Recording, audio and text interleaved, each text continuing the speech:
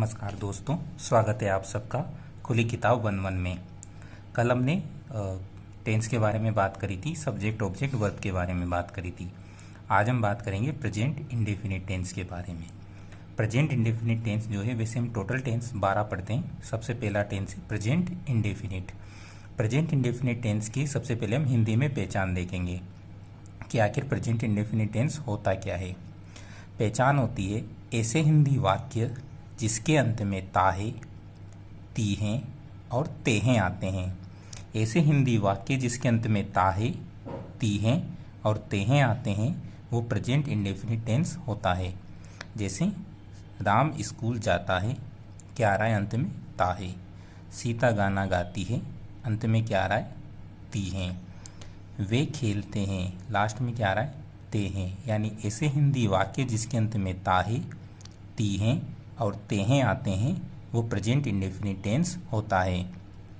Sentence बनाने के लिए हमें हेल्पिंग वर्ब की ज़रूरत पड़ती है। हेल्पिंग वर्ब यानी सहायक क्रिया, वर्ब यानी क्रिया, हेल्पिंग यानी सहायक। इसको शॉर्ट में HV बोलते हैं, helping verb. Present indefinite tense में जो हेल्पिंग वर्ब होती है वो डू या फिर डज होती है। प्रेजेंट इंडेफिनिट टेंस की हेल्पिंग वर्ब क्या है, डू या फिर डज। अब डू का प्रयोग कब होता है? डू का प्रयोग तब होता है जब हमारा सब्जेक्ट आई हो, वी हो, यू हो, दे हो या फिर प्लूरल नाउन हो, यानी कि बहुवचन संज्ञा हो। डू कब आता है? जब हमारा सब्जेक्ट आई हो, वी हो, यू हो, दे हो या फिर कोई प्लूरल नाउन हो, बहुवचन संज्ञा हो, तब हम डू का प्रयोग करेंगे।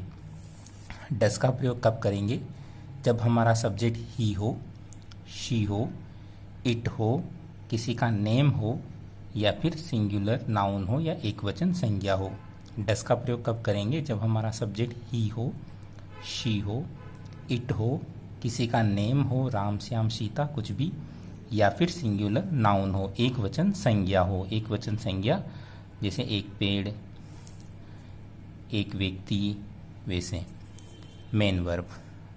अब बात करते हैं प्रेजेंट इंडेफिनिट टेंस में मेन वर्ब। मेन यानी मुख्य, वर्ब यानी क्रिया।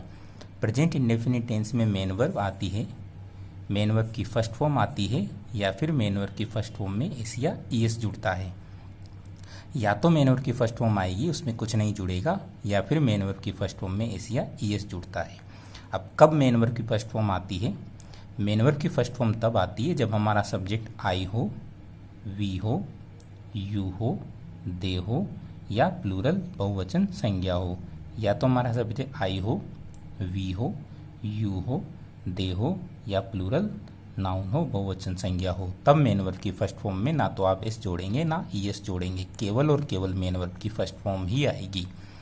लेकिन यदि हमारा सब्जेक्ट ही आ जाए, शी आए, इट आए, किसी का नेम आए या फिर सिंगुलर नाउन आए, एकवचन संज्ञा आए, या तो ही आए, शी आए, इट आए, क्योंकि ही भी एक वचन होता है, किसी मेल के लिए, लड़के के लिए यूज़ किया जाता है ही, शी लड़कियों के लिए यूज़ किया जाता है एक वचन संज्ञा के लिए, इट निर्जीव वस्तुओं के लिए या फिर जानवरों के लिए यूज़ किया जाता है, नेम सिंगुलर होता है और सिंगुलर, तो ये सब सिंगुलर हैं।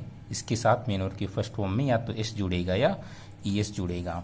लेकिन मेन वर्ब की फर्स्ट फॉर्म में एस या ईएस जोड़ने का भी एक नियम है। कैसे जोड़ते हैं या कैसे लगाते हैं मेन वर्ब की फर्स्ट फॉर्म में एस या ईएस, देखते हैं। सबसे पहली कंडीशन है कि जो टेंस हम पढ़ रहे हैं प्रेजेंट इंडेफिनिट का सेंटेंस अफर्मेटिव होना चाहिए, यानी कि सकारात्मक वाक्य होना चाहिए। सबसे पहली चीज़, यदि सकारात्मक वाक्य नहीं है तो फिर एस या ईएस नहीं जुड़ेगा। यानी एफर्मेटिव सेंटेंस हो, सकारात्मक वाक्य हो, अफर्मेटिव सेंटेंस, और सब्जेक्ट एक वचन हो, यानी एक वचन सब्जेक्ट के साथ आने वाली मेन वर्ब के अंत में, यानी ईएस कब जोड़ेंगे? यहाँ बताया मैंने, एक वचन के साथ ही एस या ईएस जुड़ता है।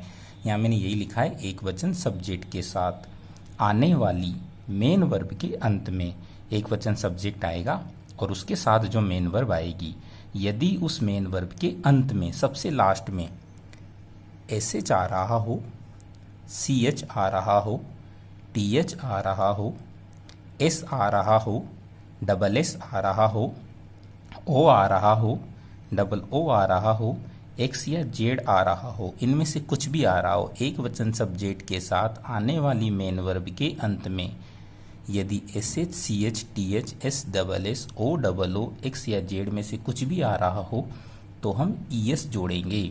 लेकिन यदि ये सब नहीं आ रहे हों तो फिर S जोड़ेंगे। नहीं आ रहे हों तो S जोड़ेंगे और आ रहे हों तो ES जोड़ेंगे।